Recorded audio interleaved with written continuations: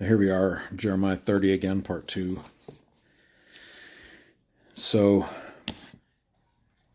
basically God's saying that I'm punishing you, and your guilt is so great, your sins so many.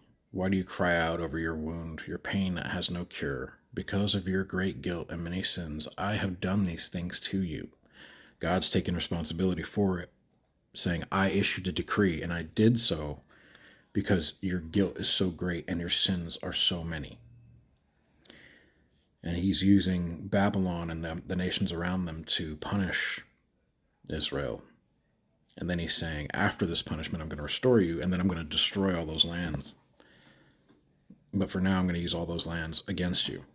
But all who devour you will be devoured. All your enemies will go into exile. So the same thing that God's using, he's using these nations to punish Israel, and then he's going to turn around and do the same thing to those nations that punished Israel. Those who plunder you will be plundered. All who make spoil of you, I will despoil. But I will restore you to health and heal your wounds, because you are called an outcast, Zion, for whom no one cares. Zion was originally the city of David, which was a little peninsula there in Jerusalem. And then later it spread. I will restore the fortunes of Jacob's tents and have compassion on his dwellings. The city will be rebuilt on her ruins, and the palace will stand in its proper place. From then will come songs of thanksgiving and a sound of rejoicing. I will add to their numbers, and they will not decrease. The fierce anger of the Lord will not turn back until he fully accomplishes the purposes of his heart. In the days to come, you will understand this. And that's the thing about prophecy.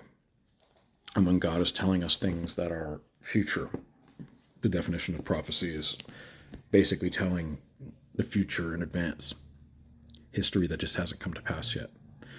And he gives it so succinctly, so precisely, but they can't understand it because when you're looking forward in time to a prophecy that's in the future, you can't understand it because it hasn't happened. So to you, it's almost like it's locked.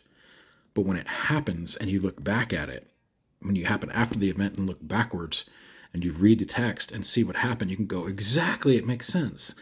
And so that's how it's locked. It's not only for understanding and for spirituality's sake and spiritual sake, but because of time, and I think it was Daniel, it says, seal the prophecy of this book. People run to and fro, but it's for a future nation, a future generation to understand.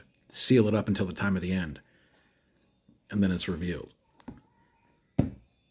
Man, God is great.